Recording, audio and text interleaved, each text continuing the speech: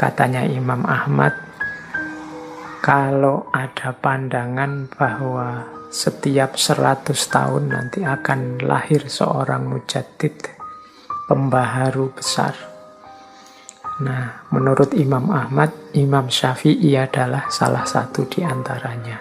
Sebelum Imam Syafi'i ada Khalifah Umar bin Abdul Aziz. Yang jelas tidak ada yang tidak mengakui kebesaran tokoh kita malam hari ini, kebesaran seorang Imam Syafi'i. Beliau ini lahirnya di Gaza, Palestina yang sekarang bermasalah. Beliau lahir tahun 150 Hijriah. Kalau dikrus ke Masehi sekitar tahun 767 Masehi, jadi sekitar abad ke-8. Tanggalnya 28 Agustus. Nanti beliau ini meninggal tahun 820 Masehi.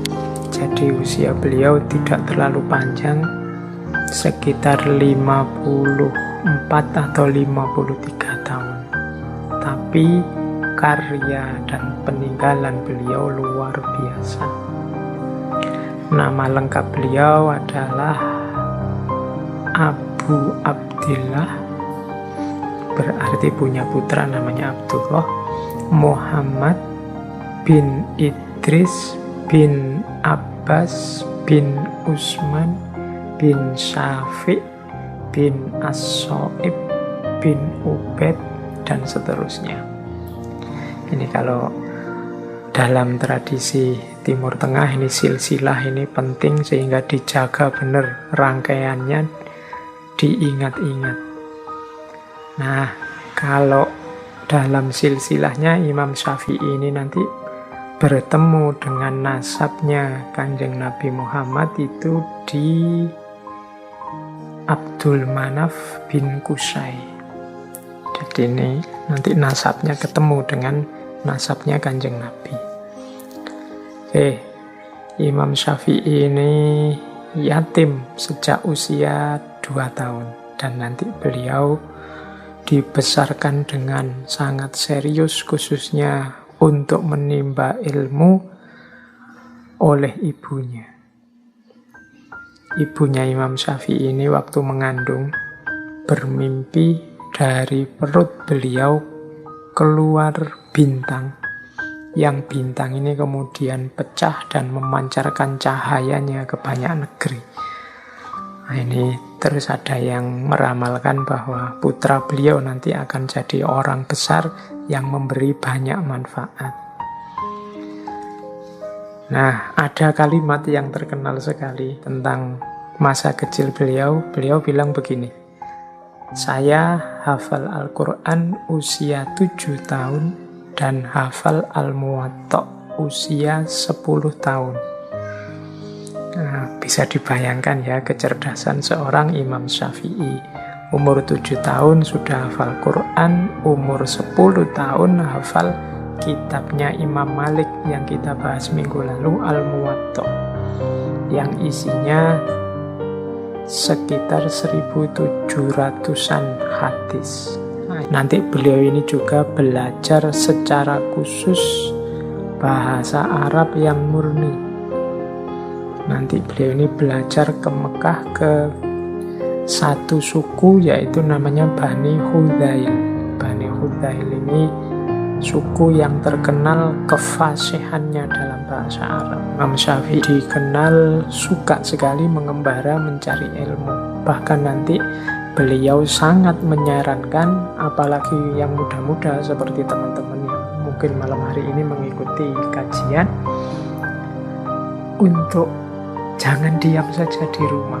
Keluarlah, khususnya dalam rangka mencari ilmu. Pikniklah yang jauh dalam rangka mencari ilmu.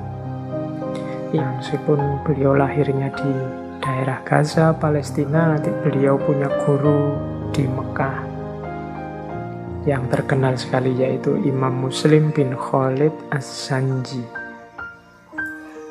ini seorang faqih besar, dan nanti dalam bimbingannya Imam Syafi'i ini diizinkan memberi fatwa pada usia 15 tahun. Setelah itu nanti Imam Syafi'i pindah berguru ke Imam Malik di Madinah. Setelah itu berguru lagi ke Imam Muhammad bin Hasan Asy-Syaibani. Ini salah satu muridnya Imam Hanafi di Irak. Jadi beliau belajar berguru dari mazhab Maliki ke Imam Malik, langsung berguru juga ke Imam Hanafi melalui muridnya Imam Asy-Syaibani.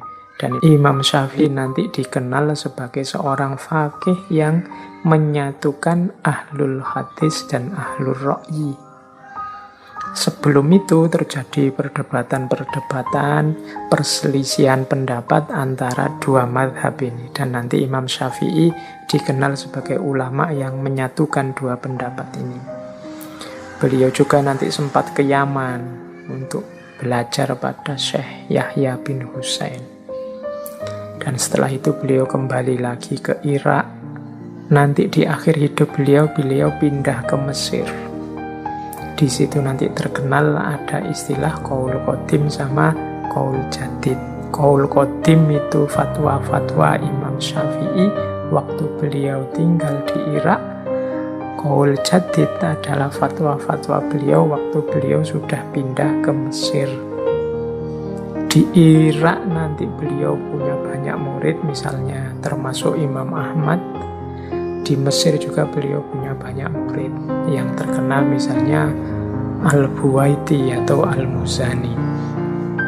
Nah, ini gambaran ringkas profil intelektual seorang Imam Syafi'i. Karya-karya beliau sangat banyak. Yang paling populer, yang sering kita dengar biasanya dua. Yang pertama Ar-Risalah, bidang usul fikih, dan yang kedua Al-Um, untuk fatwa-fatwa fikihnya.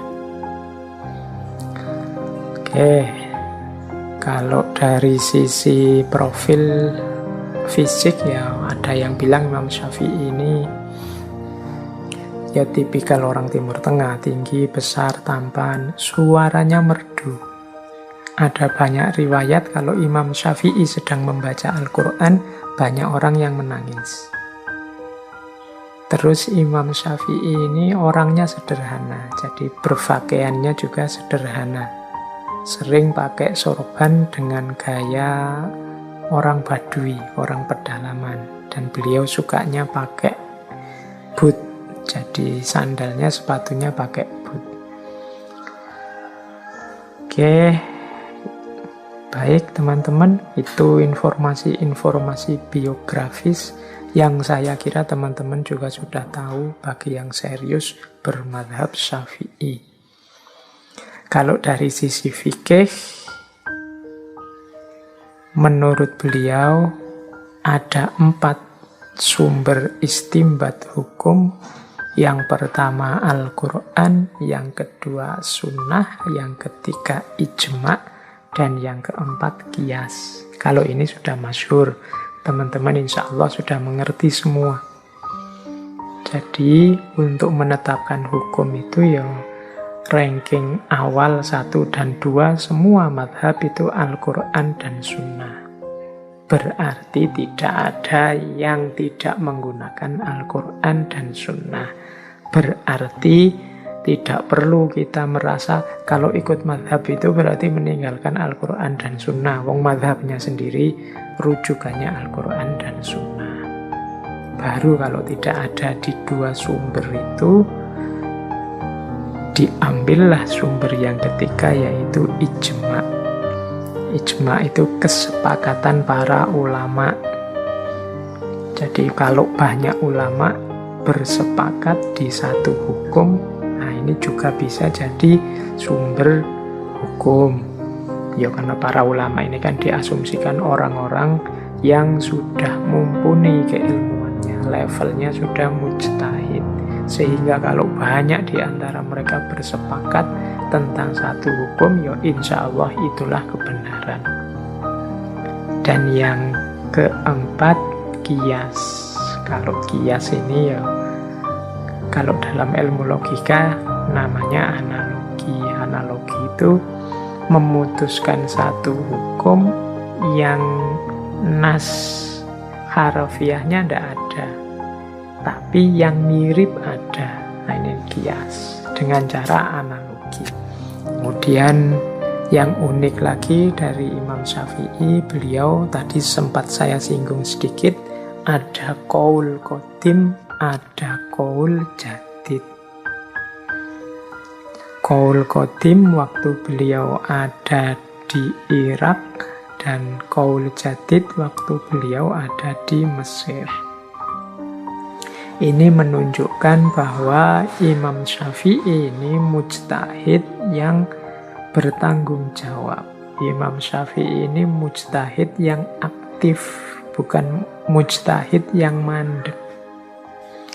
Karena mujtahid itu kan tugasnya berijtihad. Kalau berjumpa dengan situasi yang baru, atau ketemu dengan situasi yang berubah, atau ada dalil baru yang ditemukan, maka pendapatnya terus direvisi. Yang semacam ini justru menunjukkan, oh berarti beliau ini seorang yang aktif, seorang yang serius sebagai mujtahid, seorang yang bertanggung jawab, tidak kaku, tidak mandek, selalu mencari tambahan wawasan, selalu belajar lagi, sehingga mungkin menemukan dalil baru, menemukan situasi yang baru, atau menemukan perubahan-perubahan dari situasi yang lama, yang mana hukum yang lama ini tidak memadai lagi untuk situasi yang baru. Maka terus ada qaul jadid.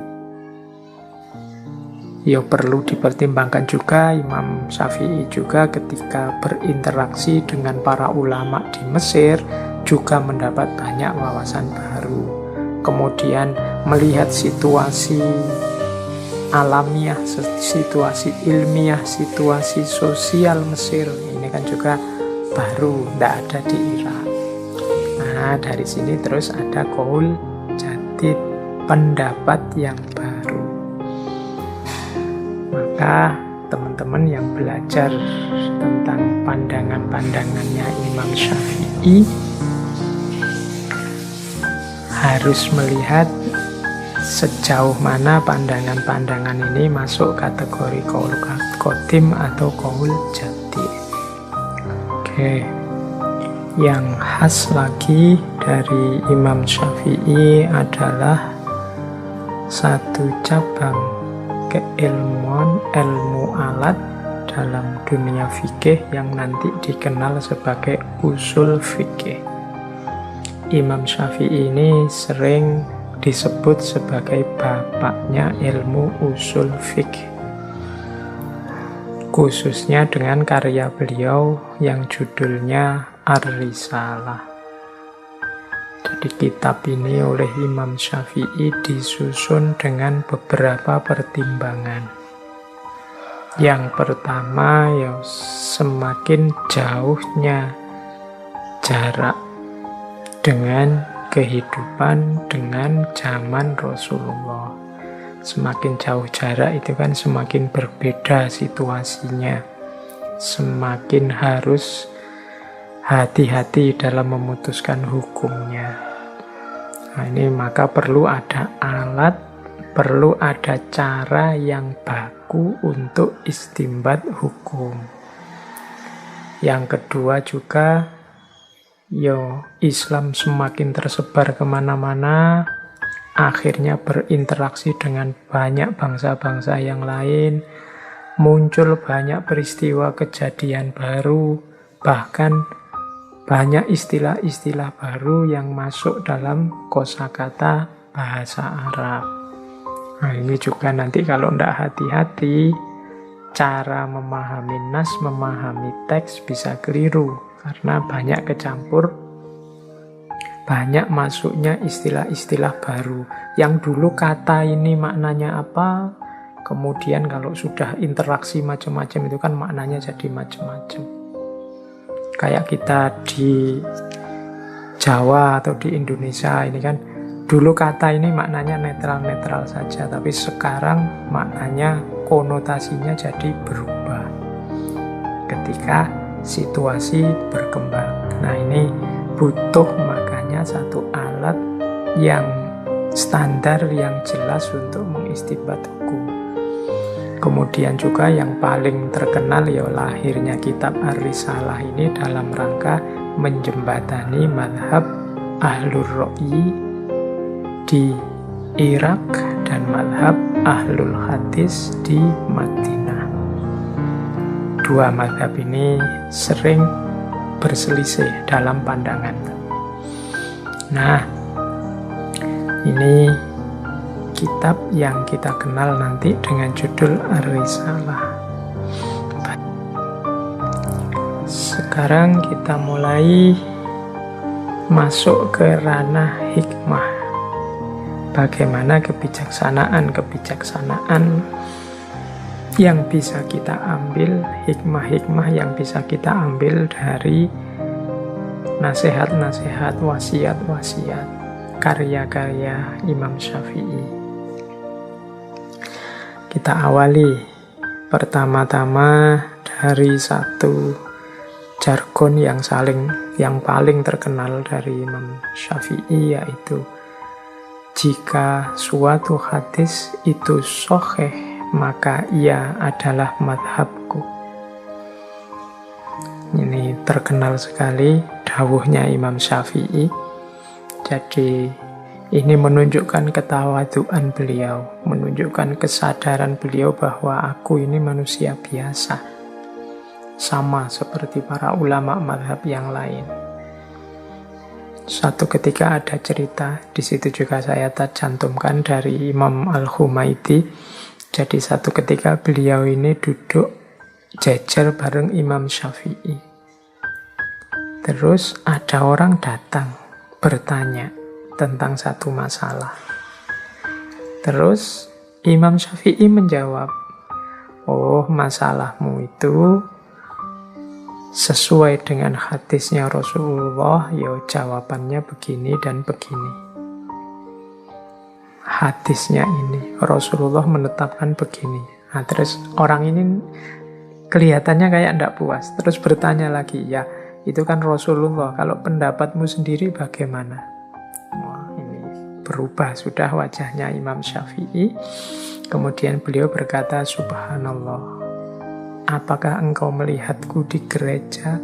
Apakah engkau melihatku di biara? Aku katakan kepadamu, Rasulullah telah menetapkan. Sementara engkau bertanya, bagaimana pendapat? Nah ini Imam Syafi'i memarahi orang itu. Ya, maksudnya apa engkau melihatku di gereja itu kan? Mbok anggap aku itu orang Nasrani, po. Mbok anggap itu aku ini non-muslim, po. Aku ini Islam. Dasarnya adalah Al-Quran dan Sunnah. Sudah aku bilang Rasulullah menetapkan begini. Mengapa engkau masih tanya lagi pendapatku?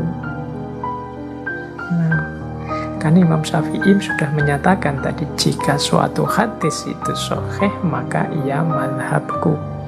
Berarti itulah pendapatku. Ini yang saya bilang, inilah ekspresi dari ketawaduan, kesadaran seorang Imam Syafi'i. Beliau sadar bahwa dirinya hanya manusia biasa, dirinya punya kekurangan-kekurangan, dan sebagai seorang muslim, komitmen utamanya adalah Al-Quran dan Sunnah. Cuma sebagai catatan, Imam Syafi'i ini mujtahid, mustakil, mutlak. Tidak sama dengan kita. Kalau Imam Syafi'i mengkaji hadis, ya beliau bisa beristimbat dari situ. Mengkaji ayat Al-Quran bisa beristimbat dari situ. Nah, kalau kita, apalagi teman-teman yang ngaji ini, ya saya ndak jamin.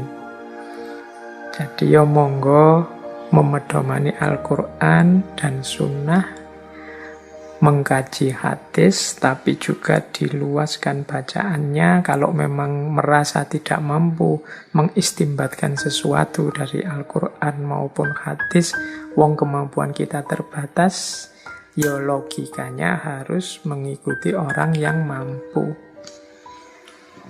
Karena memahami Al-Quran dan hadis itu kan tidak sesederhana ngerti artinya. Tapi juga banyak kategori-kategori, rumus-rumus yang harus dipahami. Makanya Imam Syafi'i menulis Ar-Risalah. Oke, ini saya angkat juga karena ingin menunjukkan sebagaimana para imam mazhab sebelumnya, karakter tawadhu semacam ini juga dimiliki oleh Imam Syafi'i. Baik, kita lanjutkan dengan hikmah-hikmah selanjutnya. Kita masuk ke hikmah yang berhubungan dengan ilmu. Ada kalimat yang terkenal sekali dari Imam Syafi'i, jika engkau tak sanggup menahan lelahnya belajar, maka engkau harus sanggup menanggung perihnya kebodohan. Nah ini teman-teman mungkin tidak perlu saya jelaskan, sudah paham ya maksudnya.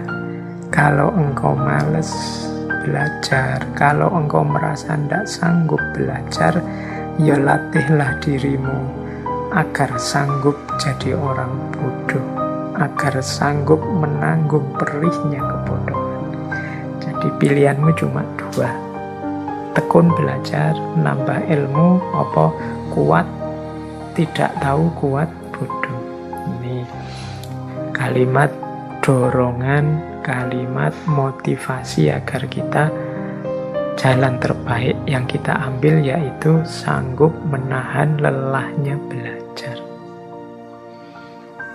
Karena sebagaimana dicontohkan oleh Imam Syafi'i sendiri, sesulit apapun situasi, beliau tidak pernah menyerah untuk belajar. Imam Syafi'i itu bahkan, karena tadi saya cerita beliau ini anak yatim sejak usia 2 tahun. Hidupnya serba pas-pasan bersama ibunya beliau. Tapi beliau ini sangat semangat mencari ilmu. Banyak cerita bagaimana Imam Syafi'i menulis ilmunya di atas tulang-tulang. Karena kebetulan rumahnya dekat bukit. Beliau mungkin tidak seperti kita hari ini punya laptop, punya kertas, punya buku. Beliau karena tidak mampu akhirnya ilmunya ditulis di atas tulang-tulang. Kadang-kadang juga ditulis di atas potongan-potongan keramik. Tapi beliau semangat belajarnya, semangat mencari ilmunya, tidak ada tandingannya. Suatu ketika ada orang bertanya pada beliau, bagaimana semangatmu mencari ilmu? Jawabannya Imam Syafi'i, seperti seorang perempuan yang kehilangan anak semata wayangnya. Bisa dibayangkan ya, perempuan yang punya anak tunggal dan anaknya hilang. Oh, itu kan semangat sekali mencari gimana caranya anaknya cepat ketemu. Itu berarti seperti itulah semangatnya Imam Syafi'i dalam mencari ilmu. Oh, ini menurut saya teladan yang luar biasa, yang harusnya mendorong kita menggugah. Kalau Imam Syafi'i bisa sedahsyat itu, sejauh mana kita ini bisa meneladani beliau. Terus ada lagi pandangan Imam Syafi'i tentang ilmu yang terkenal sekali, yaitu tentang syarat-syarat mencari ilmu. Teman-teman mungkin sering mendengarkan syair ini. Jadi ada 6 syarat demi kita mencari ilmu. Syairnya, ala la tanalul ilma illa bisyiddatin. saumbika an majmu'iha bibayanin zukain wa hirsin wastibarin wa bulwatin wa irsyadu ustadin wa tuli zamanin.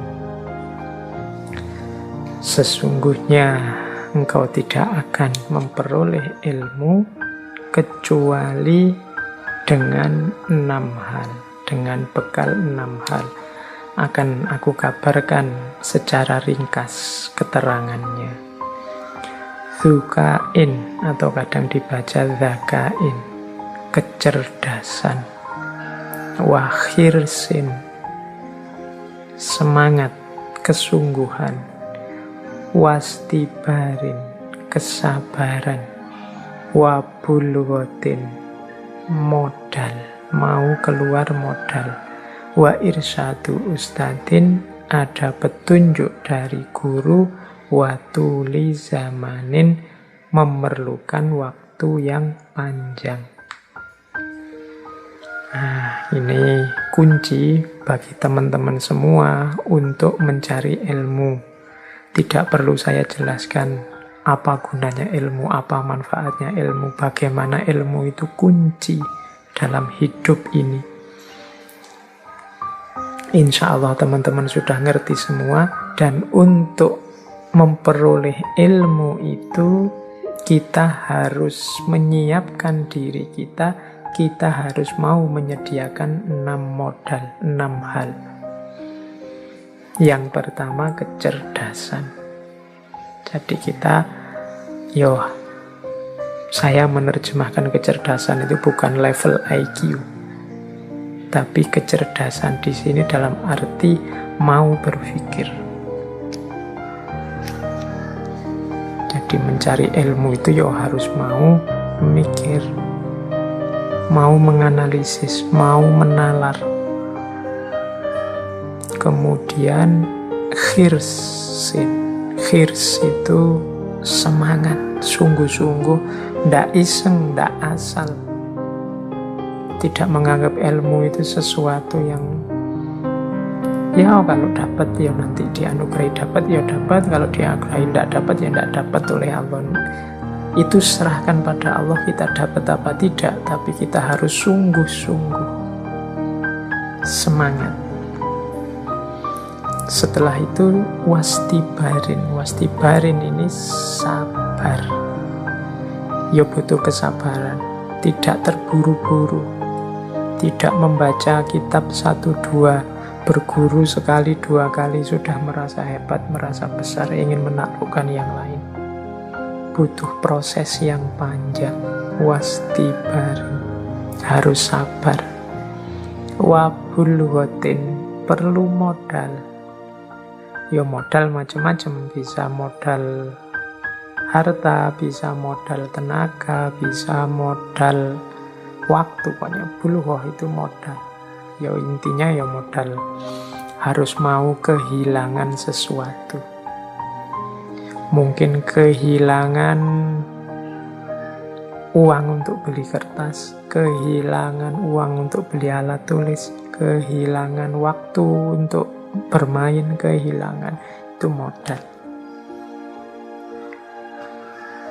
Terus wa irsyadu ustadin, petunjuk guru. Jadi harus mau belajar dari orang yang lebih ngerti, harus minta petunjuk pada orang yang lebih tahu, lebih mendalami sebelumnya. Itu irsadu ustadzin. Dan watuli zamanin. Watuli zamanin ini waktu yang lama. Jadi ini hubungannya dengan sabar tadi. Butuh waktu. Jangan terburu-buru. Bahkan mencari ilmu itu disebut-sebut sampai ilal lahdi, minal mahdi ilal lahdi, sampai meninggal. Berarti ini proses seumur hidup. Tidak sekedar tulus zaman itu waktu yang lama, tapi sepanjang zaman. Oh, ini syaratnya mencari ilmu, berarti kita harus mau berpikir, kita harus sungguh-sungguh, kita harus belajar, sabar, kemudian mau berkorban, kemudian punya guru yang diikuti, dan ada durasi waktunya. Watuli zaman. Oke, syair ini populer sekali. Insya Allah sebagian besar teman-teman yang mengikuti ngaji malam hari ini pernah mendengarkan syair ini. Saya lanjutkan lagi. Biasanya selain syair ini ada juga satu syair lagi yang dikenal sehubungan dengan belajar. Saya lanjutkan dengan syair selanjutnya, yaitu tentang penghalangnya orang belajar. Syair ini berisi pengaduan Imam Syafi'i kepada salah seorang gurunya, yaitu Imam Waqi'. Nama lengkap beliau Imam Waqi' bin Jarrah. Ini ulama yang dikenal hafalannya sangat kuat. Nah, Imam Syafi'i suatu ketika mengadu, syakautu ila waqi'i su'a hifli fa arsyadani ila tarkil ma'asi wa akhbaroni bi annal ilma nurun wa nurullahi la yuhda li asin. Ini bisa dilihat di kitab I'anatut Thalibin. Aku mengadu kepada Imam Waqi' tentang jeleknya hafalanku. Fa'arsyadani ila tarkil ma'asi. Maka beliau menunjukkan padaku untuk meninggalkan maksiat.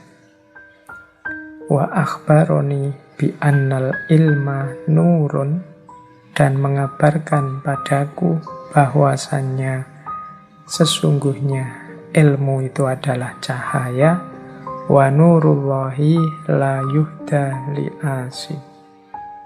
Dan cahayanya Allah itu tidak diturunkan kepada seorang pelaku maksiat. Jadi Imam Syafi'i suatu ketika mengadu kepada gurunya, saya itu kok akhir-akhir ini susah sekali menghafal. Hafalan saya kok jadi jelek. Nah, ini jawaban gurunya Imam Waqi'. Yo, hendaknya engkau meninggalkan maksiat, karena maksiat itu kegelapan. Dan menyatakan bahwa kalau ilmu itu cahaya, yo cahaya tidak akan bisa masuk kalau terhalang oleh kegelapan. Ya, kegelapan di sini maknanya maksiat. Jadi atas petunjuknya Imam Waqi', ini ada yang cerita selanjutnya bahwa Imam Syafi'i terus melakukan muhasabah dan akhirnya ketemulah penyakitnya. Jadi ada satu cerita, satu hari Imam Syafi'i ini secara tidak sengaja, jadi beliau ini sedang ada di luar di jalan, terus ada perempuan mau naik ke atas kendaraan.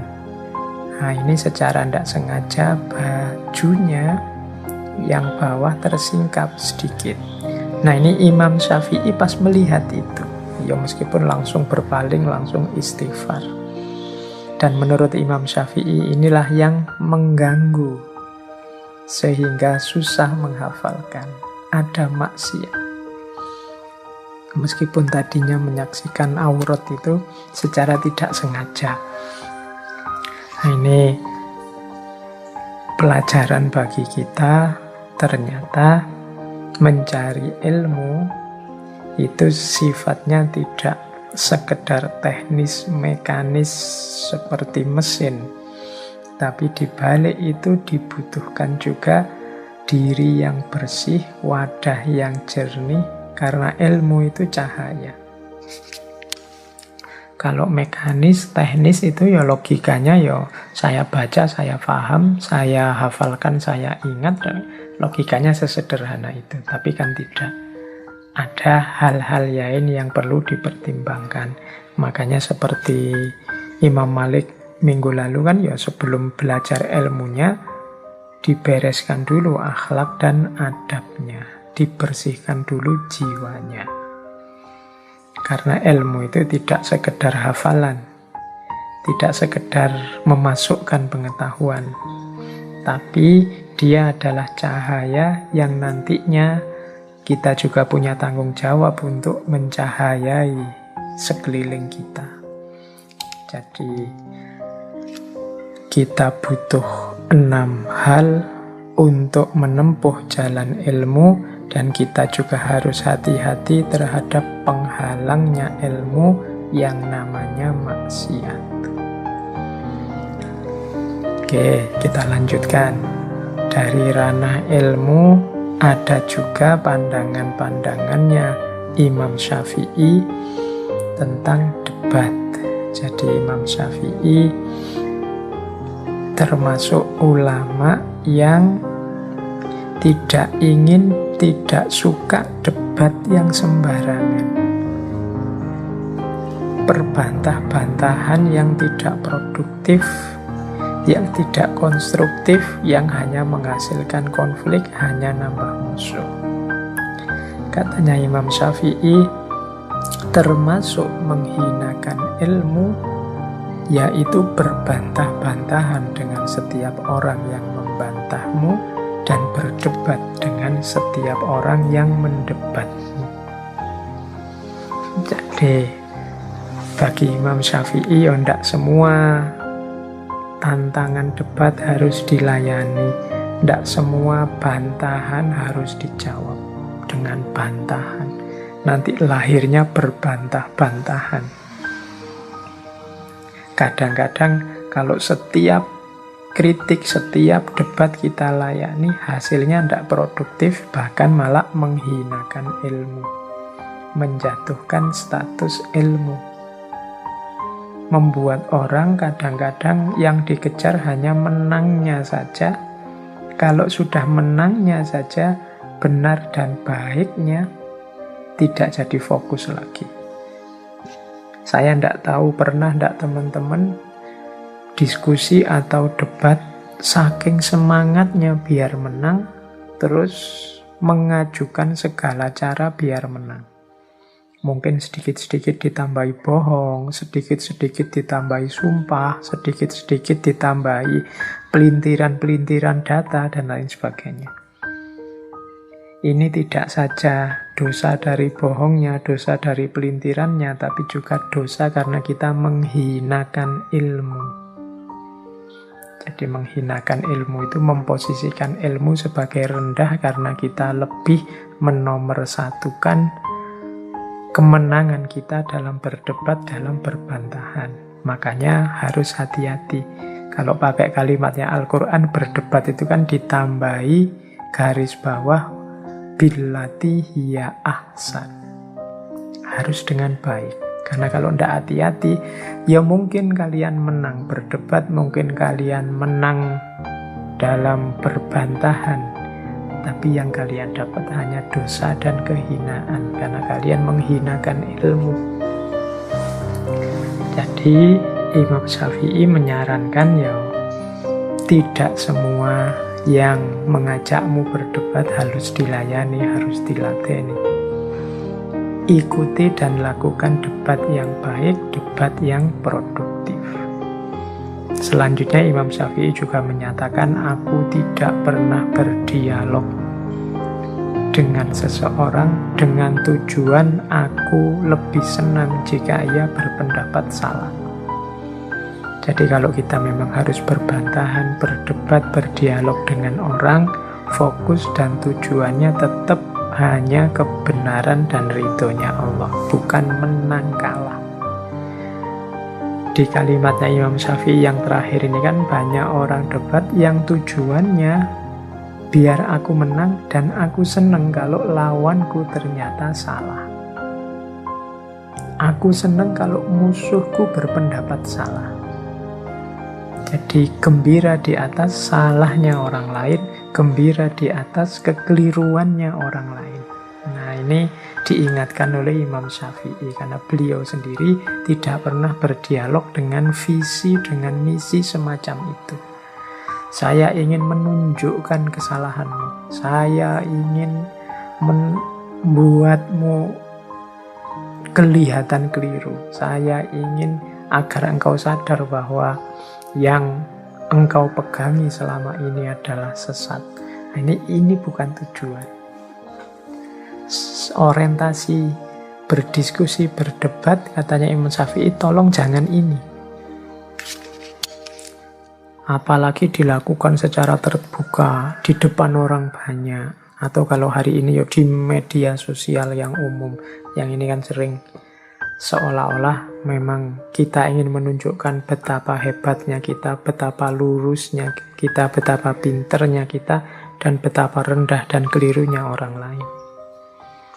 Nah, ini nasihat dari Imam Syafi'i. Bahkan menurut Imam Syafi'i, kalau memang kita ingin meluruskan orang, menasehati orang, kalau bisa sebisa mungkin ya secara tertutup, diam-diam. Kata Imam Syafi'i, orang yang menasehati saudaranya secara tertutup berarti ia telah berbuat baik kepadanya dan menghargainya. Dan orang yang menasehati saudaranya secara terbuka berarti ia telah membongkar keburukannya dan menghinanya. Jadi mengikuti petunjuknya Imam Syafi'i ini, ya kalau memang ada sesuatu yang harus diluruskan yang tidak pas dari saudara-saudara kita, teman-teman kita, beritahu dia secara tertutup, secara privat. Kalau hanya harus pakai medsos, ya pakai jalur pribadi, pakai private message. Jangan disebar, jangan diumbar kejelekan temanmu kemana-mana. Karena kalau engkau mengumbar, membongkar kejelekan, kehinaan temanmu kemana-mana, namanya bukan menasehati, tapi engkau sedang menghinanya, engkau sedang membongkar aibnya. Jadi ini nasihat dari Imam Syafi'i untuk kita hari ini. Mungkin ya yang aktif sekali di medsos. Kadang-kadang kita tidak sadar terpancing untuk berbantahan dan berdebat. Pastikan kalau memang harus berbantahan dan berdebat, billati hiya ahsan. Gunakan cara yang baik, bukan cara yang menyakiti. Kadang-kadang kalau kita sudah tidak setuju, apalagi marah sama orang, apalagi tersinggung sama orang, misi kita kan bukan lagi misi kebenaran, tapi gimana teman kita merasakan sakit yang sama, tersinggung yang sama, kecewa yang sama, seperti yang kita lakukan. Jadi kita mengharapkan sakitnya dia, mengharapkan tersinggungnya dia, mengharapkan kecewanya dia. Nah, tujuannya bukan lagi kebenaran. Dan kalau memang ingin menasehatinya ke arah yang lurus, baik dan benar menurut kita, lakukan secara diam-diam. Yang tidak ada orang tahu. Ini lebih mulia daripada kita bongkar-bongkar di depan publik. Ini namanya menghina. Tentang apapun, kepada siapapun. Oke, baik. Ambil nafas sebentar. Oke, selanjutnya ada tips menurut saya dari Imam Syafi'i bagaimana biar kita tidak merendahkan orang yang berbeda pendapat dengan kita. Bagaimana agar kita tidak merasa sombong di hadapan dia. Ada satu adagium yang terkenal sekali dari Imam Syafi'i, yaitu pendapatku benar, namun mengandung kemungkinan salah. Dan pendapat orang lain salah, namun mengandung kemungkinan benar. Jadi, perbedaan pendapat itu seringkali berawal dari beda orientasi berpikir, beda sumber yang diambil, beda sejarah atau pengalaman yang dialami. Sehingga kadang-kadang dalam satu pendapat yang kita anggap sudah benar, tapi begitu situasinya berubah, begitu sudut pandangnya berubah, begitu sumbernya kita ganti, ya jadinya kurang relevan. Jadi sebenar apapun pendapatku, ya mengandung kemungkinan salah. Sebaliknya, sesalah apapun pendapatnya orang lain, namun mengandung kemungkinan benar. Bisa jadi kalau situasinya pas, kemudian ruang dan waktunya memungkinkan, yang sama sekali salah itu sedikit-sedikit ada unsur benarnya. Yang sama sekali benar, sedikit-sedikit ada unsur kelirunya. Wong kita ini manusia biasa. Kesadaran semacam ini penting untuk tidak membuat kita angkuh, tidak membuat kita merasa kitalah satu-satunya yang paling benar. Pendapat kita juga ada titik-titik lemahnya. Wong kita ini manusia. Pendapat orang lain yang kita anggap salah, ada titik-titik benarnya. Ya teman-teman bolehlah mulai mendeteksi misalnya acara-acara di TV yang dalam bentuk debat, dalam bentuk dialog, yang kelihatan kontras sekali pendapatnya. Itu kan kalau kita mau jujur, setiap pendapat itu ada unsur benarnya, ada unsur salahnya. Dalam hal tertentu baik dan benar, tapi dalam hal tertentu juga tidak relevan, tidak cocok, tidak sesuai.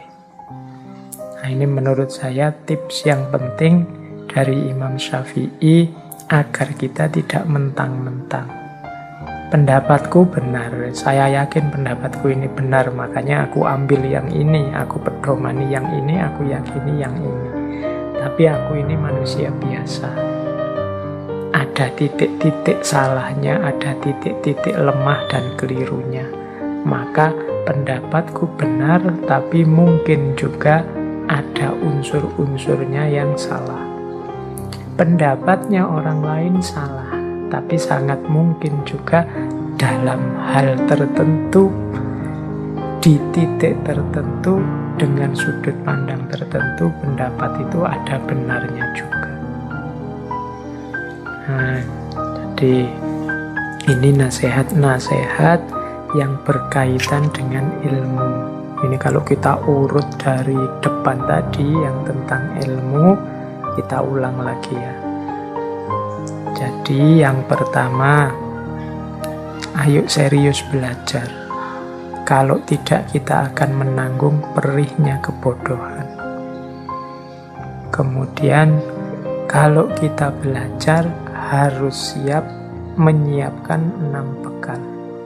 Kecerdasan, kesungguhan, kesabaran, modal, guru, dan juga waktu. Kemudian bersihkan diri, karena maksiat menghalangi masuknya ilmu. Nah, kalau tadi yang 6 tadi bekalnya, yang maksiat ini penghalangnya yang harus dihindari. Terus kalau memang harus diskusi, berdialog, berdebat, lakukan dengan baik. Jangan sekedar berbantah untuk mencari kemenangan dan menjatuhkan pendapat lawan. Kalau memang harus menasehati yang berhubungan dengan aibnya saudaramu, nasehatilah secara tertutup, biar nasihat tidak berubah jadi penghinaan, tidak berubah jadi pembongkaran aib. Kemudian yang terakhir, dalam ranah ilmu, yakinilah bahwa pendapatmu yang benar, makanya engkau harus yakin, tapi juga sadarilah dalam pendapatmu sangat mungkin ada kemungkinan-kemungkinan keliru. Engkau pasti juga yakin pendapatnya orang lain itu salah, tapi siapa tahu ada titik-titik tertentu dalam pendapat orang lain itu yang benar. Oke, jadi ini hikmah di ranah ilmu. Kita lanjutkan sekarang hikmah di ranah sosial, hubungan dengan orang lain. Ada beberapa wasiat dan nasihat dari Imam Syafi'i yang menurut saya penting dalam rangka berhubungan dengan manusia yang lain. Ini semoga yang saya pilih ini hal-hal yang relevan untuk hidup kita hari ini. Ini kan hari-hari ini kita mulai agak panas, agak sering tabrakan, konflik pikiran, apalagi di medsos itu kencengnya luar biasa. Semoga tidak merantak, semoga tidak meluas ke ranah real. Biarlah dunia maya saja yang rame, dunia nyata kita dunia yang damai, yang rahmatan lil alamin. Oke, ada beberapa tips dari Imam Syafi'i sehubungan dengan hal ini. Hubungan dengan manusia yang baik. Katanya Imam Syafi'i, siapa yang menginginkan husnul khotimah di penghujung umurnya, hendaklah ia berprasangka baik kepada manusia. Husnudzon. Nah, ini jadi kunci hidup tentram. Ya kalau hidup kita tentram kan husnul khotimah. Jadi kuncinya ternyata husnudzon, prasangka baik kepada orang lain. Saya tidak tahu hari ini situasi dunia kontemporer itu sering menyeret kita untuk berprasangka buruk pada orang lain. Di luar rumah kita lebih sering merasa tidak aman dan tidak nyaman dari hadirnya orang lain. Ini membuat hidup kita tidak tentram. Maka katanya Imam Syafi'i, prasangka baik itu jadi kuncinya husnul khotimah. Kadang-kadang kita melihat teman kita melakukan apa gitu kan, ya itu sebenarnya yang dia lakukan itu biasa. Tapi kan nilainya jadi positif apa negatif kadang-kadang tergantung prasangka kita. Ada temenmu tiba-tiba pagi-pagi dengan begitu rajinnya bersih-bersih kamar, bersih-bersih kos-kosan. Loh, ini kan sebenarnya hakikat perbuatannya baik, tapi kadang-kadang pikiran kita itu membunyikannya secara berbeda. Orang yang perspektifnya suudzon, ya mungkin alah cari muka, alah ada pamrihnya itu, alah hati-hati saja, mungkin dia ingin ngelirik-ngelirik di kamar-kamar kita ada apa dan seterusnya. Ini namanya prasangka buruk.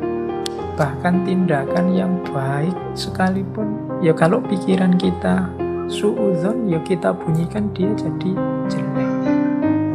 Jadi suudzon itu kan menggunakan kacamata buruk, sehingga apapun akan kelihatan buruk, bahkan yang baik-baik.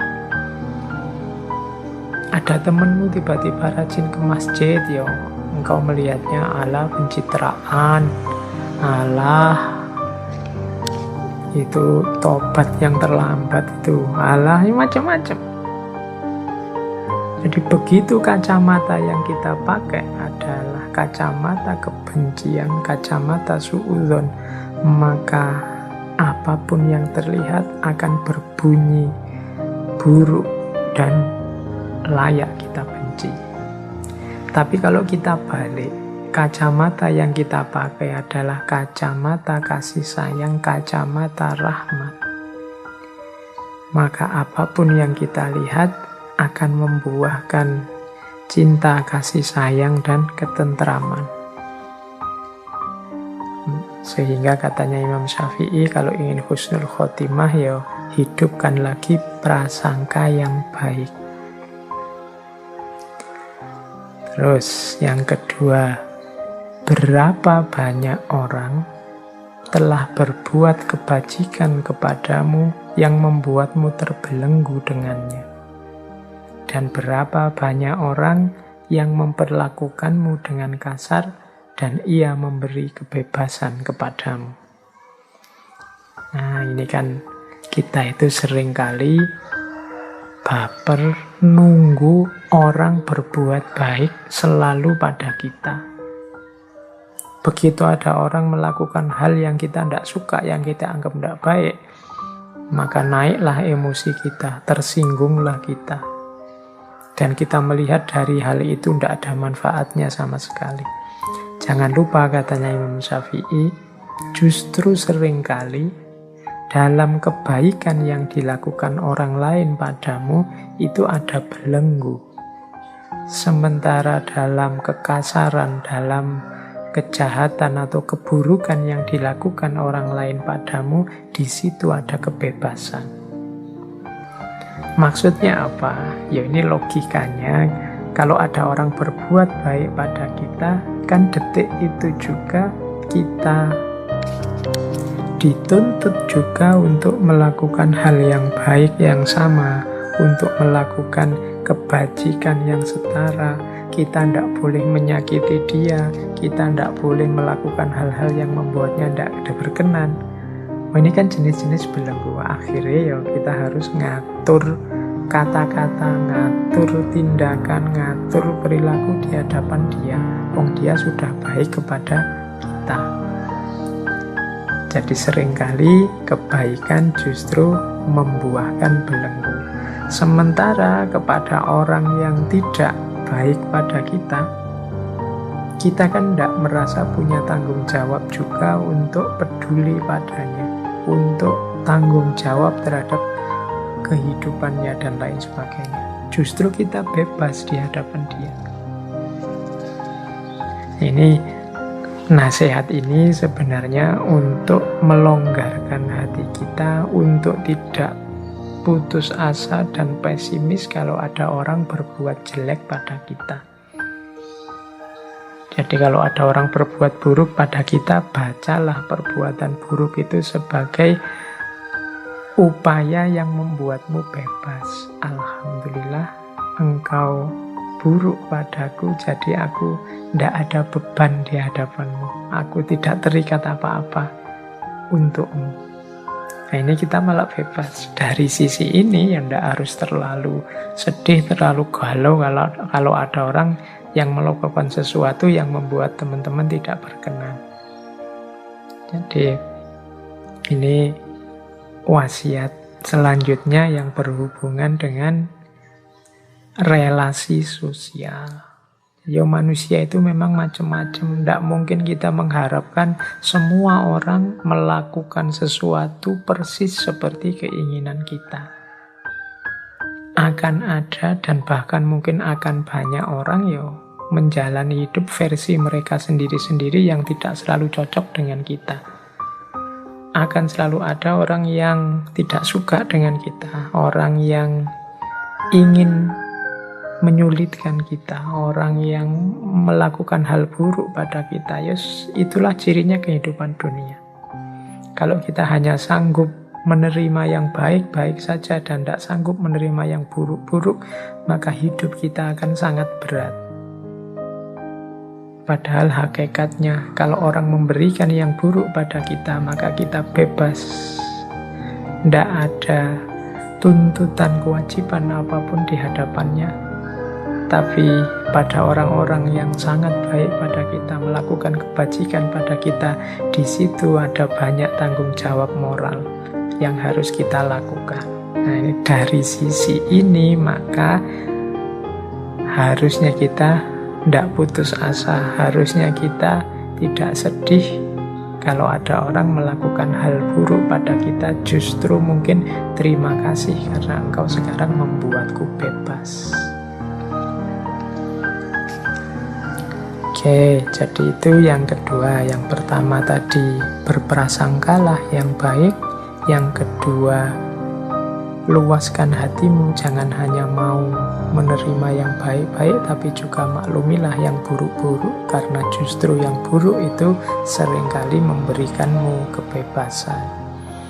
Yang ketiga, sebesar-besar aib adalah engkau mengira keburukan orang lain, sedangkan keburukan itu sendiri terdapat dalam dirimu.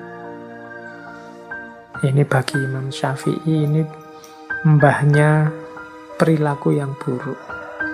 Manusia itu memang makhluk khotok wan nisyan, kadang-kadang terpeleset melakukan yang buruk. Tapi yang lebih buruk dari itu apa? Menganggap orang lain buruk. Padahal keburukan yang sama ada dalam dirinya sendiri. Melarang orang mencaci maki, tapi dia sendiri melakukan caci maki. Nah, ini mengira keburukan di orang lain, padahal dalam dirinya sendiri juga subur. Mencela orang lain yang tidak menepati janji, padahal dia sendiri sering tidak menepati janji.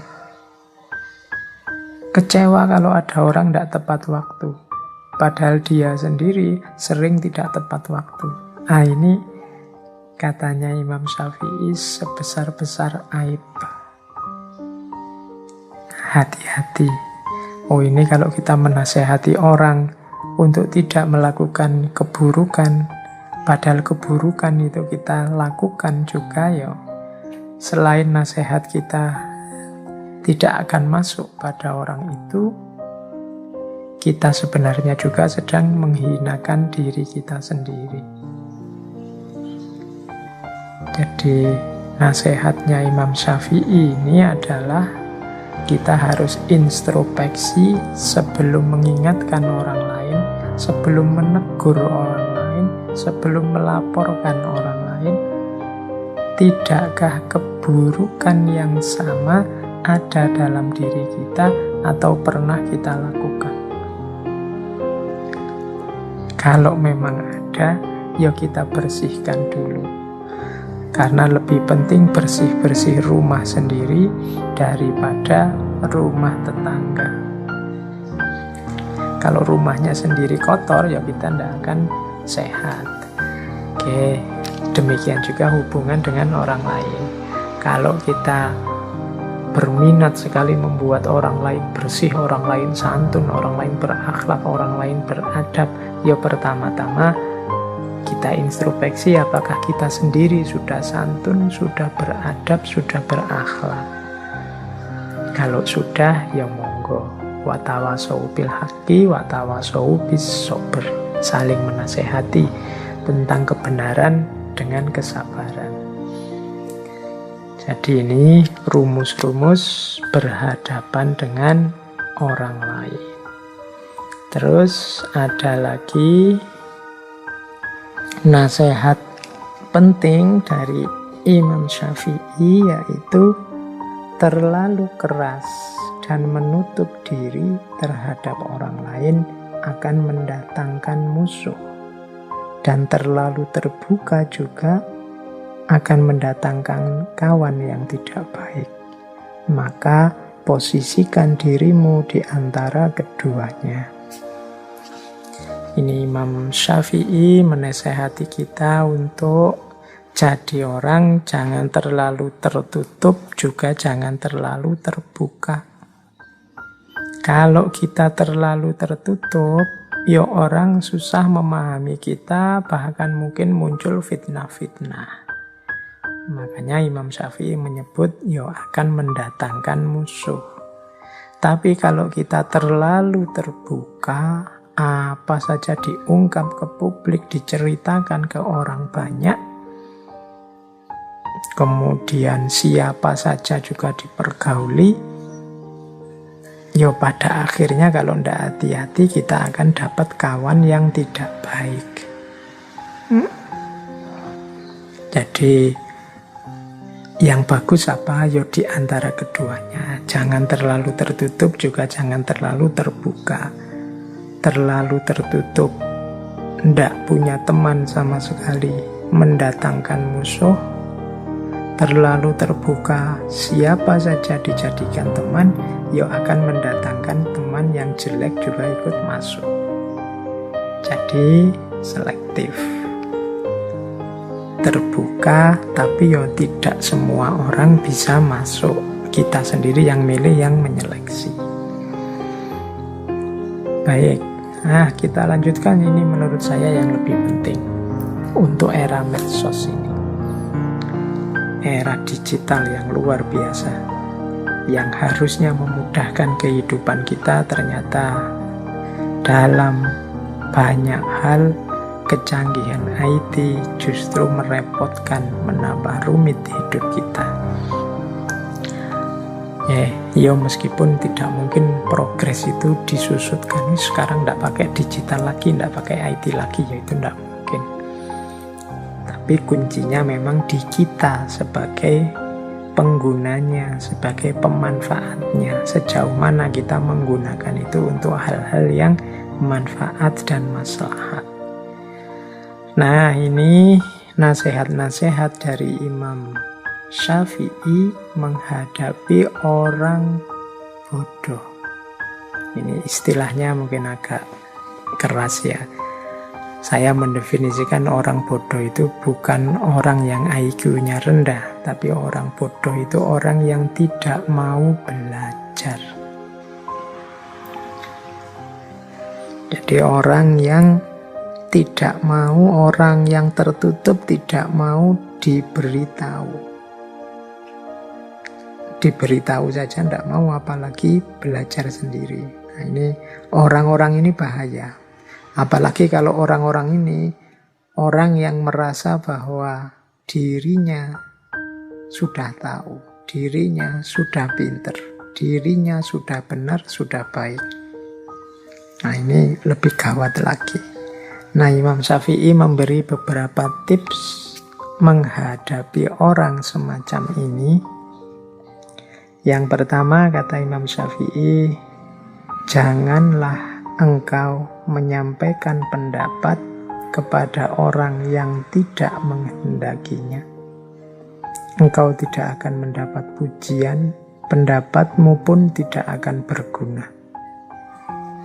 Jadi kalau memang jelas orang ini sudah tertutup, diberitahu tidak bisa, dinasehati mental, tipenya memang sudah seperti itu, ya kita jangan capek-capek, katanya Imam Syafi'i, ya, menyampaikan nasihat-nasihat atau pendapat-pendapat padanya. Karena tidak akan ada gunanya, engkau pun tidak akan dipuji. Bahkan mungkin yang kau dapat hanya sakit hati, karena dia akan menertawakanmu, dia akan menganggapmu rendah, lemah, dan lain sebagainya. Jadi ya sudahlah, ada titik di mana kita berpikir taktis, strategis dalam kebaikan. Antara lain ya tidak usah capek-capek menasehati orang yang tidak mau, orang yang menutup diri. Cari strategi yang lain yang lebih efektif, karena nasihatmu tidak akan berguna, engkau pun tidak akan dapat pujian. Itu nasihat pertama, bertemu orang-orang yang tidak pinter, orang-orang yang tertutup. Nah, yang kedua, silahkan hina diriku sepuas kalian. Aku akan tetap diam saja. Bukannya aku tidak punya jawaban, tetapi singa selalu tidak akan membalas gonggongan anjing. Nah, ini analoginya menarik. Jadi kadang-kadang ada orang yang tidak ngerti, orang ini tidak tahu, diberitahu tidak bisa, tapi tiap hari mungkin menghina kita, mengkritik kita, menjatuhkan kita, menunjukkan di mana kesalahan kita, padahal dia tidak ngerti duduk persoalannya. Katanya Imam Syafi'i, kalau menghadapi situasi yang rumit semacam itu, orang ini maunya apa sih? Dia tertutup, diberitahu tidak mau, tapi kelakuannya tiap hari menyakiti dan menyakitkan. Kata Imam Syafi'i, ya sudahlah, hinalah diriku sepuas kalian, tapi aku akan tetap diam. Bukannya aku tidak punya jawaban, tetapi singa selalu tidak akan membalas gonggongan anjing. Jadi menggonggonglah sepuasmu. Toh engkau diingatkan juga tidak mau. Engkau diberi tahu yang benar juga tidak mau. Kalau engkau memang puas dengan menghina, hinalah diriku sepuas mungkin, dan aku akan tetap diam. Karena kalau aku menjawab, membalas, yang terjadi biasanya kontraproduktif. Engkau semakin panjang ngomong, engkau semakin tidak karu-karuan. Tunggulah sampai gonggongan anjingnya berhenti, baru singa menyala. Jadi ini yang kedua. Mungkin teman-teman punya situasi nanti mengalami situasi semacam ini. Quotes ini boleh dipakai, tapi juga ya ndak dipakai sembarangan. Nanti setiap kali ada orang ngeritik kalian pakai ini. Aku diam saja, singa kan ndak membalas gonggongan anjing. Patune kamu ndak bisa jawab kritikannya temenmu. Ini situasinya tidak untuk situasi semacam itu, tapi untuk situasi mungkin ada orang yang bodoh tapi cerewet, diberitahu ndak mau, suaranya ndak berhenti-berhenti, ya mungkin situasi yang seperti itu.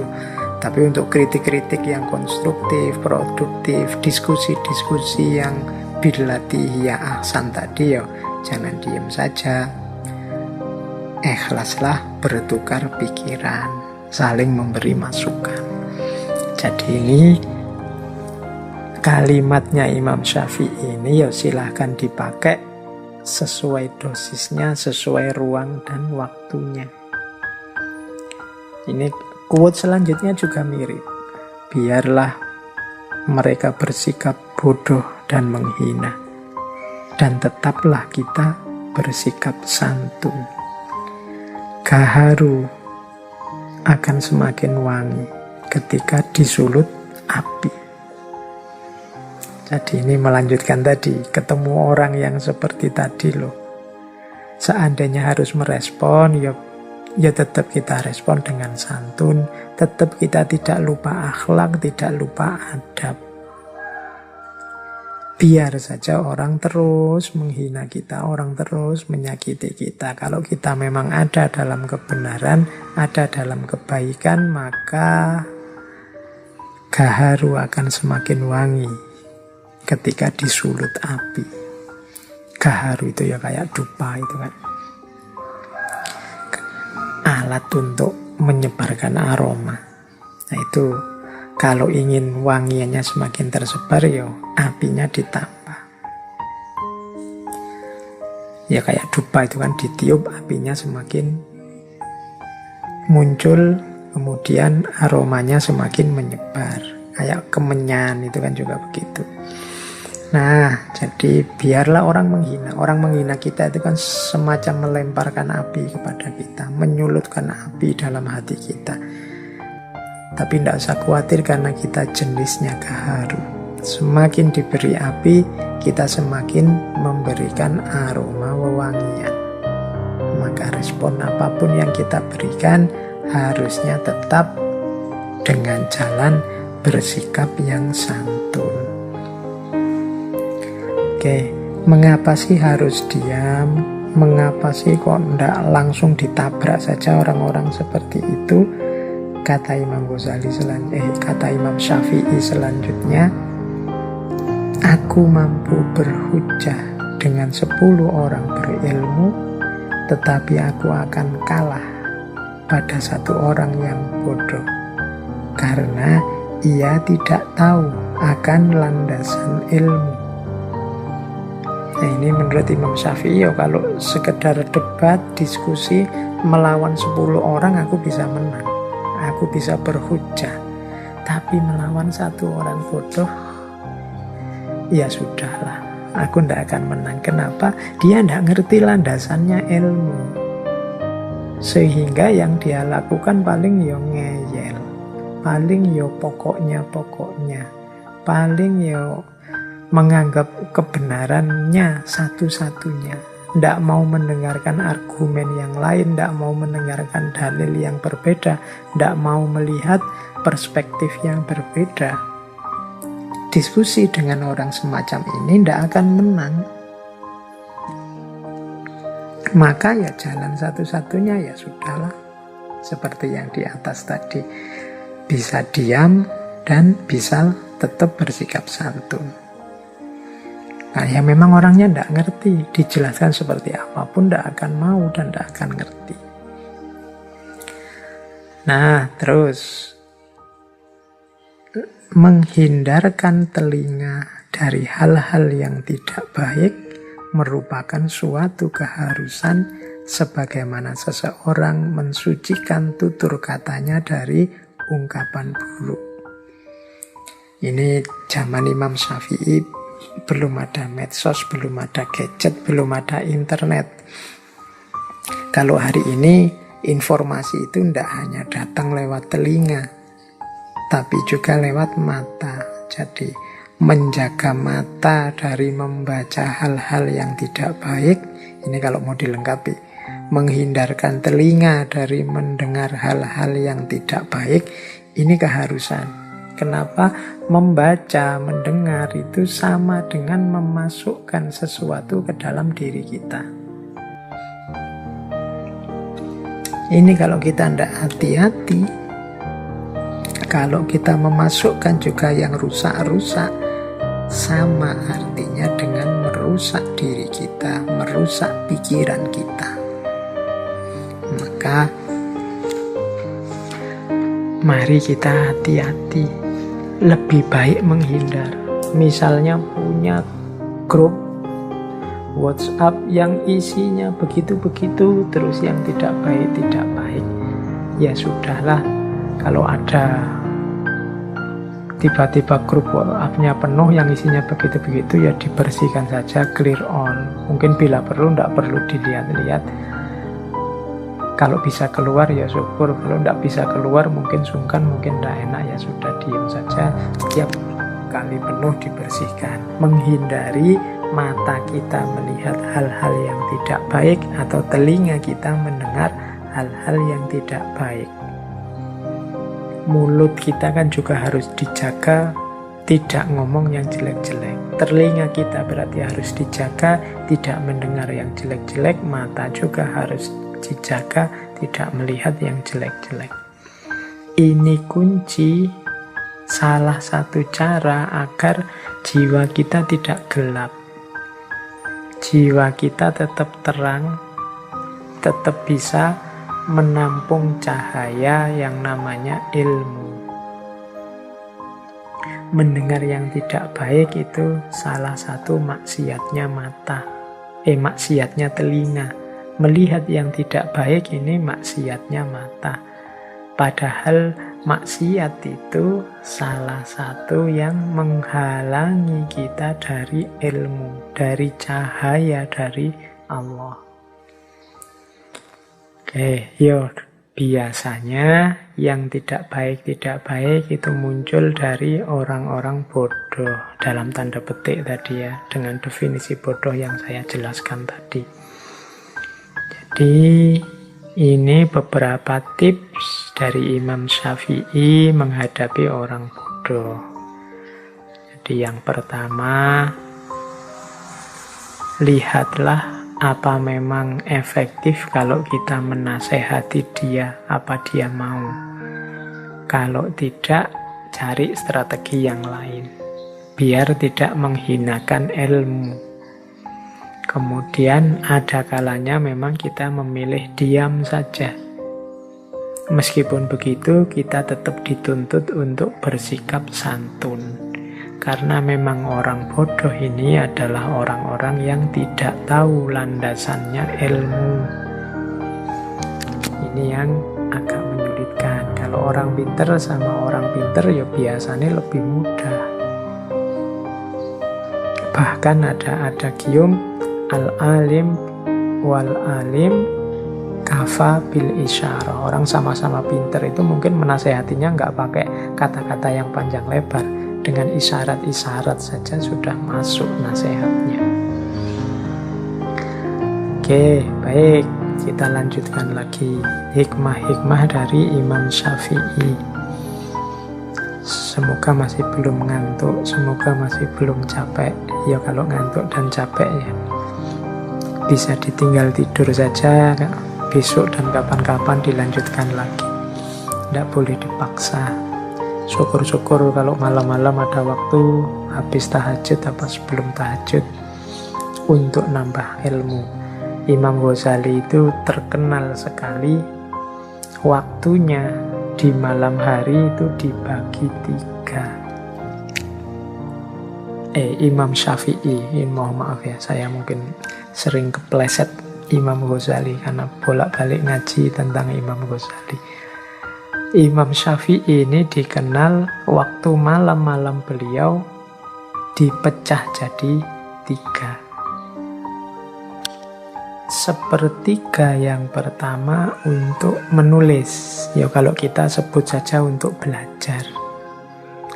Sepertiga malam yang kedua untuk ibadah, sholat, ngaji, dan lain sebagainya. Dan sepertiga yang terakhir untuk istirahat, untuk tidur. Ini menurut saya memanfaatkan malam secara efektif. Boleh kita tiru. Jadi di setiap malam ada belajarnya, ada ibadahnya, ada istirahatnya.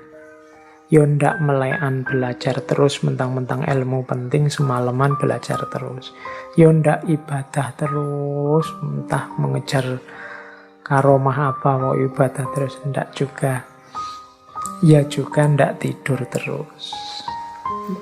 Yo imbang, ada nulisnya, belajarnya, ada ibadah, sholat dan lain-lain, ada juga tidur. Inilah Islam. Islam itu seimbang. Jadi Islam itu tawazun, dunia ya, akhirat ya. Oke, kita lanjutkan. Pendapatnya Imam Syafi'i selanjutnya. Kalau tadi hubungan dengan manusia, sekarang hubungan dengan Allah. Kata Imam Syafi'i, engkau tak akan mampu menyenangkan semua orang. Karena itu cukup bagimu memperbaiki hubunganmu dengan Allah. Dan jangan terlalu peduli dengan penilaian manusia. Di antara yang sering menghalangi kita, yang sering menghambat kita saat melakukan yang baik dan yang benar adalah penilaian manusia. Loh, memperhatikan penilaian manusia boleh, tapi dia tidak boleh sebagai variabel yang dipentingkan melebihi yang lain, melebihi ridho Allah, melebihi kebenaran dan kebaikan itu sendiri. Kalau dalam bahasa nilai, pandangan manusia ini posisikan di level tersier. Kalau bahasa usul fikih mungkin ini levelnya tahsiniyat. Ada ndak apa-apa, ndak ada juga ndak masalah, jangan tergantung itu. Mungkin makomnya hanya makom kepantasan saja. Kalau kita melakukan yang baik dan yang benar, kok dipuji orang, kok orang menilainya juga baik, alhamdulillah. Tapi seandainya tidak dipuji sekalipun, bahkan dibenci, diiri orang, ya biar saja. Yang kita fokusi satu-satunya adalah ridhonya Allah, hubungan kita dengan Allah. Katanya Imam Syafi'i, engkau tidak akan mampu menyenangkan semua orang. Sebaik apapun, seluruh sebenar apapun yang kita lakukan, kita sampaikan, akan selalu ada orang yang tidak seneng. Siapa yang punya channelnya YouTube, kalian merasa, ini loh yang saya sampaikan ini baik loh. kok masih ada yang jempol ke bawah ya, kok masih ada yang tidak suka ya. Loh ya itu manusia memang. Tidak mungkin orang sepakat semua, seneng semua. Ya seleranya beda-beda. Jadi ya termasuk ngaji ini kan ya ada yang suka, ada yang tidak suka, ya itu manusia. Isinya mungkin ada yang menganggap penting, ada yang menganggap alah kayak gitu aja. Itulah manusia. Alhamdulillah kalau dapat bonus penilaian manusia yang baik. Tapi kalau tidak masalah. Yang harus kita permasalahkan adalah hubungan kita dengan Allah. Apakah Allah ridho dengan yang saya lakukan ini? Kira-kira Allah berkenan tidak kalau saya ngaji seperti ini? Itu yang pertama-tama itu. Jadi kita bangun hubungan kita dengan Allah pertama-tama dengan cara jangan memposisikan penilaian manusia sebagai yang nomor satu. Terus jadikan akhirat di hatimu, dunia di tanganmu, dan kematian di pelupuk matamu. Ini orientasi hidup yang menurut saya ideal. Hati kita isinya akhirat. Akhirat itu hati itu kan sesuatu yang vital. Disitulah orientasi hidup kita bermula. Ala inna fil jasadi mudghah, itu kan kemarin kita kaji, itu dalam tubuh itu ada satu gumpal daging yang kalau dia baik, baik seluruhnya. Nah itu kan hati. Ini kalau hati ini isinya akhirat, ya berarti orientasinya ke atas, orientasinya vertikal, pada yang ketuhanan, yang ilahi. Karena di sanalah letaknya hidup yang sejati. Maka sarannya Imam Syafi'i, akhirat letakkan di hatimu. Yang kedua apa? Dunia letakkan di tanganmu. Ya kita butuh hal-hal duniawi untuk menjalani hidup di dunia ini. Harta dan lain sebagainya cukup letakkan di tangan. Jangan taruh di hati. Diletakkan di tangan itu ya kalau hilang ya tidak masalah, nyari lagi. Kalau dicari, kalau diletakkan di hati hilang, itu mata hati kita. Stres, depresi kita itu kalau diletakkan di hati. Maka dunia letakkanlah di tangan saja. Untuk mendukung usaha kita meletakkan akhirat di hati dan dunia di tangan, kematian taruh di pelupuk mata kita. Ini kafa bil mauti wa idhon, cukup kematian sebagai nasihat. Kalau pelupuk mata kita senantiasa membayangkan kematian, bahwa kita ini di dunia ini waktu kita terbatas, maka insya Allah hidup kita tertib, teratur, sadar tentang yang sejati, sadar tentang kehadiran Allah dalam hidup ini. Jadi letakkan kematian di pelupuk mata. Ini nama lain dari ingat-ingat selalu akhir hidup kita tidak lama lagi.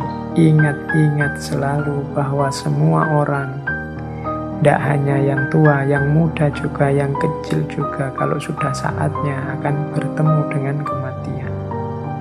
Ini akan membuat hidup kita lebih tertib, lebih serius, mendekat kepada Allah, dan lebih fokus pada hidup akhirat daripada hidup dunia. Ini nasihat yang kedua tentang hubungan dengan Allah.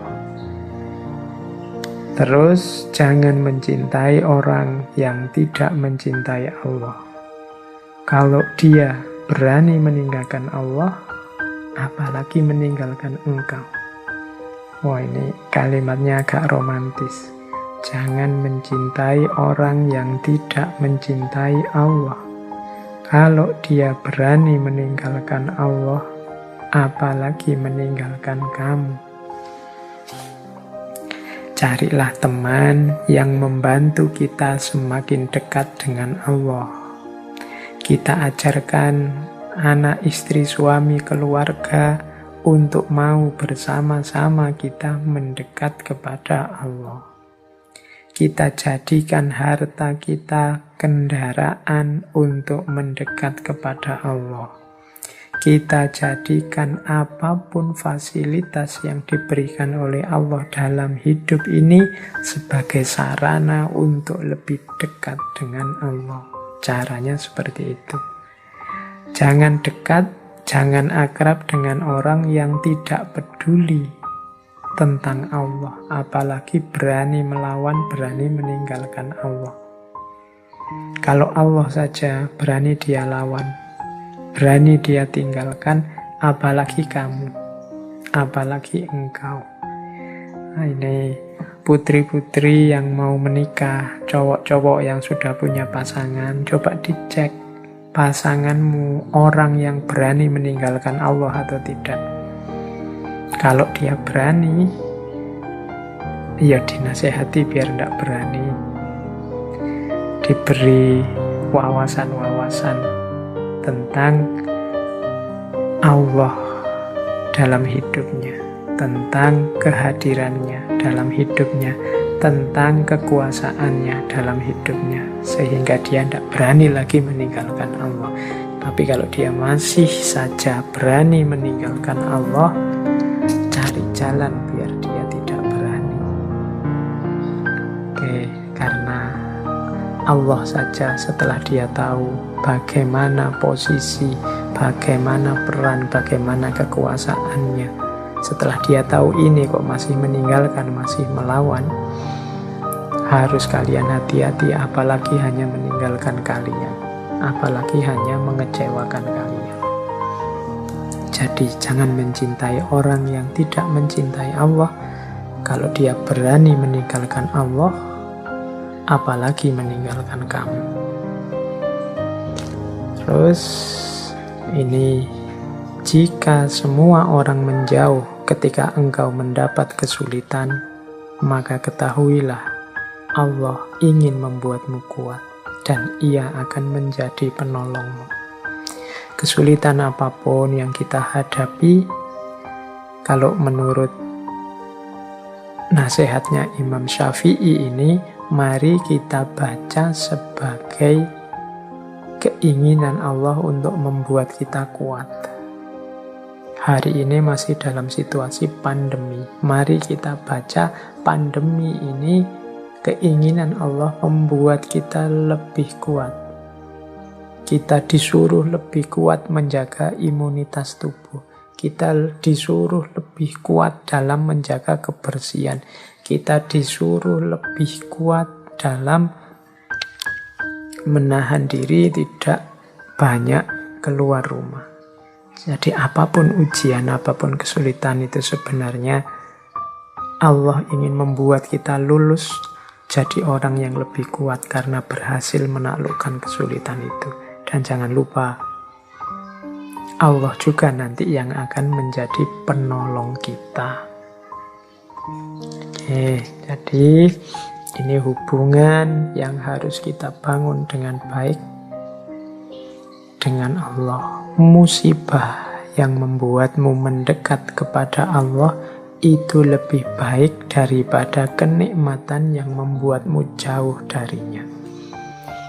Nah, ini wasiat dari Imam Syafi'i. Berarti buahnya musibah termasuk pandemi yang sekarang kita alami antara lain harusnya semakin dekatnya kita kepada Allah. Ayo mari kita muhasabah. Kalau ada waktu coba kita introspeksi diri dulu sebelum datangnya pandemi, ya bulan-bulan Maret lah ya. Itu sedekat apa kita dengan Allah? Sekarang sedekat apa kita dengan Allah? Sudah sekitar 8 bulanan lebih. sedekat apa kita dengan Allah. Harusnya musibah ini membuat kita semakin ingat Allah, semakin dekat kepada Allah. Yo kalau tidak, segera kita mulai semakin mendekat kepada Allah. Kita harus lulus, wong kita ini sudah berat menjalani ujian, menjalani musibah. Kalau tidak lulus kan rugi kita. Semoga nanti kalau tidak lulus tidak ada remedi ya, ujian susulan nanti tambah panjang lagi pandeminya. Atau jangan-jangan Pak ini kok pandeminya tidak selesai-selesai, jangan-jangan ini ujian yang diremedi terus oleh Allah karena kita tidak lulus-lulus, kita tidak tambah dekat kepadanya. Yo, mari kita introspeksi ya. Karena seperti dawuhnya Imam Syafi'i ini, musibah yang membuat lebih dekat kepada Allah itu lebih baik daripada kita tidak diberi musibah, hidup lancar, enak terus, tapi jauh dari Allah. Lebih tragis lagi, musibah yang membuat jauh dari Allah. Ini lebih tragis karena di dunianya sudah susah, mungkin di akhiratnya juga susahnya double. Oke, mari kita bangun hubungan yang baik dengan Allah. Nah, kita masuk ke tema yang lain. Tema hubungan dengan manusia sudah, tema hubungan dengan Allah sudah. Sekarang tema rezeki. Ini salah satu hal yang sering membuat kita galau. Sebagaimana Tuhanmu telah mencukupkan rezekimu di hari kemarin, maka jangan khawatirkan rezekimu untuk esok hari. Ini kan sering membuat kita gelisah, apalagi teman-teman mahasiswa. Besok mau jadi apa? Besok mau kerja apa? Besok bisa makan apa tidak? Bisa bayar kuliah atau tidak? Dan seterusnya. Loh, kalau kalian kemarin-kemarin bisa survive, kalian kan kemarin juga masih belum punya pekerjaan, kalian kemarin juga masih bergantung sama orang tua, kalian masih belum mandiri juga kemarin, tapi toh Allah menghadirkan rezekimu dengan jalan yang ada, mungkin lewat orang tua, lewat beasiswa, lewat tetangga, itu kan rezeki dari Allah. Kalau Allah kemarin mencukupkan rezekimu, besok juga begitu. Maka tidak perlu khawatir, tidak perlu nabrak-nabrak aturan, tidak perlu menerjang yang salah, yang keliru hanya demi rezeki. Rezeki sudah ada yang ngatur. Ini kalau diceramahkan mudah, tapi kalau dipraktekkan kelihatannya sulit. Orang selalu saja galau, selalu saja gelisah dengan rezeki. Kalau engkau tidak punya pekerjaan, gelisah, itu menurut saya manusiawi, karena manusia itu diantara fitrahnya adalah kerja, punya aktivitas, punya penghasilan. Tapi urusan hasil, urusan rezeki jangan dikhawatirkan, itu urusannya Allah. Sebagaimana dawuhnya Imam Malik minggu lalu yang kita kutip, bahwa lakukan saja sesuai bidangmu sebaik mungkin, sesuai yang harus kamu lakukan, tugas-tugasmu sebaik mungkin. Urusan rezeki kembalikan lagi pada Allah, karena Allah yang mengatur, Allah yang mencukupkan. Ini sama maksudnya dengan kata-kata dari Imam Syafi'i ini. Itu saya bawa sebuah syair yang terkenal sekali. Ini nasihat agar kita tidak mencampur uang yang haram dengan yang halal. Ia kumpulkan yang haram dengan yang halal supaya menjadi banyak. Yang haram pun masuk ke dalam yang halal, lalu ia merusaknya.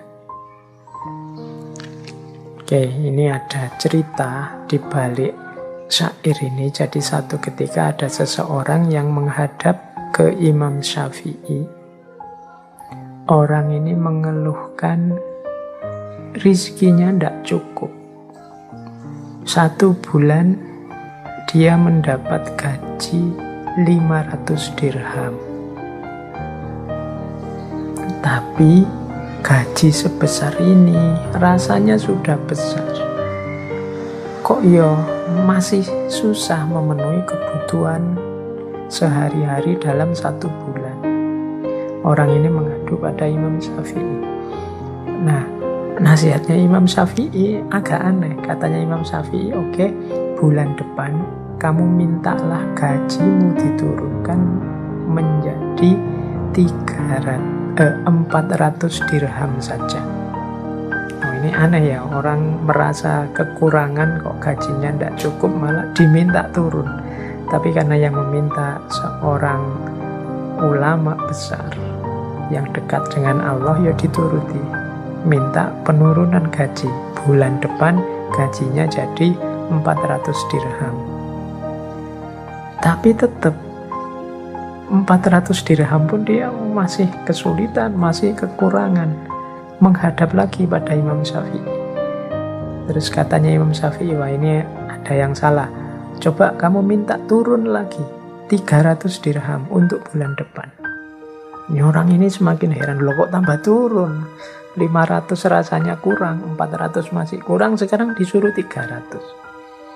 Tidak apa-apalah, yang menyuruh beliau insya Allah ada hikmahnya, ada rahasianya. Diikuti. Minta diturunkan 300 dirham. 300. Nah, setelah 300 gajinya, rasanya kok malah tenang. Rasanya tidak banyak lagi kebutuhan macam-macam. Rasanya kok cukup dibuat apa saja dalam 1 bulan. Alhamdulillah. Padahal kemarin 500 rasanya tidak cukup. 400 rasanya tidak cukup. 300 kok rasanya malah cukup. Kembalilah dia menghadap pada Imam Syafi'i. Kok bisa? Sekarang saya merasa cukup gaji saya, meskipun jatuhnya hanya 300. Nah, Imam Syafi'i terus memberitahu, wahai saudaraku, sebenarnya pekerjaan yang engkau lakukan itu memang layaknya gajinya hanya 300. Sehingga sisa yang 200 ini sifatnya kelebihan. Dan ini yang kecampur dalam gajimu yang halal. Sehingga membuatnya tidak barokah kalau dalam bahasa Islamnya. Karena tidak barokah, ya rasanya kurang terus. Rasanya ada saja kebutuhan-kebutuhan baru yang sehingga 500 ini tidak cukup. Tapi ketika engkau mengambil hakmu pas sesuai jatahmu, yaitu 300, sekarang hartamu sudah bersih, isinya halal semua, dan disitulah letaknya barokah. Nah, ini urusan rezeki, berarti kita harus hati-hati. Yang halal dan yang haram, ketika dia ngumpul, yang haram akan merusak yang halal. Ketika yang halal dirusak dengan hadirnya yang haram, harta kita jadi tidak barokah. Dan tidak ada hubungannya dengan jumlah, dengan kuantitas. Karena harta itu kan kuncinya pada rasa cukup yang ada dalam diri kita. Oke, jadi ya ini untuk bahan renungan kita semua. Semoga teman-teman yang mendengarkan ini hati-hati dalam pengelolaan rezeki. Jangan sampai harta yang kita pegang tidak barokah atau kecampur-campur sehingga tidak barokah. Baik teman-teman, masih ada beberapa quotes, beberapa nasihat berharga dari Imam Syafi'i. Beliau ini sebenarnya sangat banyak kitabnya, sangat banyak nasihat wasiat yang berharga. Ya, cuma sayangnya kita tidak mungkin mengangkat semuanya malam hari ini. Sering saya bilang ya ngaji ini hanya mancing saja. Semoga teman-teman tertarik untuk memperdalam lebih jauh. Oke, kita ambil beberapa ya. Katanya Imam Syafi'i, amal yang paling berat itu ada 3. Yaitu murah hati saat miskin, bersikap warok saat sendiri, dan mengucapkan kebenaran di hadapan orang yang ditakuti. Murah hati saat miskin ini berat, karena orang miskin itu biasanya mentalnya kurang. Mentalnya masih butuh, masih ingin. Nah, ini mentalnya mental menerima, bukan mental memberi.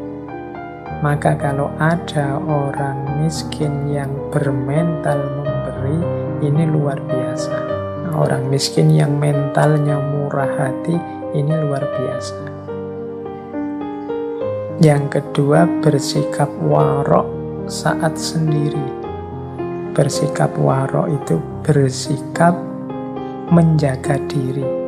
Tidak sembarangan, menjaga kehormatannya. Ini biasanya ya orang warok itu di hadapan orang lain. Kalau ada orang lain, dia menjaga nama baiknya, menjaga kehormatannya. Kalau ada orang, meskipun dia sendirian, dia tidak akan melakukan sesuatu yang menjatuhkan harga dirinya, menjatuhkan kehormatannya. Ini orang yang luar biasa, karena termasuk amal yang berat. Kita itu cenderung kalau tidak ada siapa-siapa ya suka-suka kita. Tapi kalau masih ada orang yang mau menjaga diri saat sendiri, ini orang hebat. Dan yang terakhir, mengucapkan kebenaran di hadapan orang yang ditakuti. Nah, ini juga berat. Kalau ada orang yang kita takuti kan kita pinginnya minggir saja, tidak bersentuhan dengan dia. Tapi kok orang ini saya takuti, tapi aku harus menyampaikan kebenaran padanya. Entah nanti apa resikonya. Orang yang berani semacam ini orang yang hebat.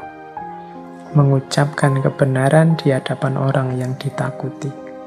Mungkin nanti setelah ini aku akan dihukum, setelah ini aku akan disiksa, setelah ini aku akan menghadapi banyak kesulitan, kesakitan. Monggolah, yang penting aku mengucapkan kebenaran. Nah, makanya ini orang hebat. Jadi mengucapkan kebenaran di hadapan orang yang ditakuti. Ya monggo teman-teman latihan. Siapa tahu kita bisa masuk kualifikasi orang-orang hebat ini. Meskipun miskin, tidak punya apa-apa, tetap murah hati. Meskipun sendirian, tetap menjaga kehormatan. Meskipun di hadapan yang ditakuti, tetap menyampaikan kebenaran. Nah, ada lagi quote yang terakhir ya ini. Tidak ada yang dapat menggaruk kulitmu selain kukumu sendiri. Maka kerjakanlah urusanmu sendiri. Ya, yang saya sampaikan di atas dari awal sampai akhir ini tadi kan ideal-ideal. Mungkin beberapa di antaranya bisa menjadi solusi masalah-masalah kita hari ini. Tapi ideal, ya akan hanya menjadi ideal kalau kita tidak menjalankannya. Problem kita tetap akan jadi problem kalau kita tidak mencoba menyelesaikannya. Ya kita sendiri, wong problem kita. Kalau kita gatel kan kita garuk dengan kuku kita sendiri, dengan jari kita sendiri. Maka ayo kita kerjakan urusan kita. Ayo kita kerjakan, kita selesaikan masalah kita. Kita sendiri, tidak usah nunggu orang lain. Kadang-kadang kita itu hal yang bisa kita selesaikan sendiri, kita lebih suka menunggu orang lain menyelesaikannya. Kita lebih suka menyuruh orang, kita lebih suka menunggu orang, kita lebih suka kadang-kadang menunggu mood, kita lebih suka kadang-kadang menunggu situasi, kadang-kadang lebih suka. Akhirnya kerjaan-kerjaan kita semuanya terpending, semuanya keteteran. Nah, ini menurut saya quotes dari Imam Syafi'i ini bisa kita pakai. Tidak ada yang dapat menggaruk kulit kita selain kuku kita sendiri. Jangan menunggu digarukkan orang lain. Kalau orang lain yang menggaruk, mungkin gatalnya hilang, tapi karena dia tidak perhitungan jadinya lecet. Atau mungkin karena dia takut kita lecet, akhirnya gatalnya tidak hilang, cuma dilus-lus saja. Yang paling ngerti masalah kita itu kita sendiri. Jadi tidak ada yang dapat menggaruk kulitmu selain kukumu sendiri. Nah, yang terakhir untuk penutup, ini ada kalimat. Kalimat ini tertulis di cincinnya Imam Syafi'i yang beliau pakai di jari kiri. Kalimatnya bunyinya ini. Kafa billahi fiqotan li Muhammad bin Idris. Artinya, cukuplah Allah sebagai pegangan, cukuplah Allah sebagai sandaran yang dipercaya oleh Muhammad bin Idris. Nah, ini dibawa kemana-mana oleh Imam Syafi'i, mungkin untuk mengingatkan beliau bahwa hidup ini pada akhirnya kunci utamanya adalah keimanan kita, kepercayaan kita kepada Allah. Cukup Allah saja, semua masalah akan selesai. Cukup Allah saja, hidup ini akan beres. Cukup Allah saja, apapun kesulitan, kegalauan dalam hidup kita tidak akan ada artinya. Kafa billahi sikotan li Muhammad bin Idris. Oke, semoga ini juga bisa menginspirasi kita, orang yang beriman kepada Allah, orang yang kepercayaannya sangat dalam akan Allah, maka dia hidupnya akan dipenuhi dengan cahayanya Allah. Dia hidup dengan penuh harapan, tapi sekaligus tidak sembrono karena dia juga punya khauf, punya rasa takut kepada Allah. Hidup yang tidak sembrono, tapi juga hidup yang tidak putus asa. Hidup yang serius berusaha, tapi juga hidup yang mau untuk tawakal. Hidup yang siap melakukan ikhtiar, tapi juga siap menerima segala ketetapan dari Tuhan. Nah, hidup seperti inilah yang ideal dalam Islam. Hidup yang menjadi kunci kebahagiaan duniawi maupun ukhrawi. Baik teman-teman, saya kira itu ya, sudah malam waktunya. Terima kasih bagi yang sudah ikut mendengarkan saya bicara 2 jam lebih sedikit. Semoga apa yang saya sampaikan malam hari ini membawa manfaat, maslahat untuk hidup kita semua. Jadi titik pijakan awal kita untuk meningkatkan kualitas diri.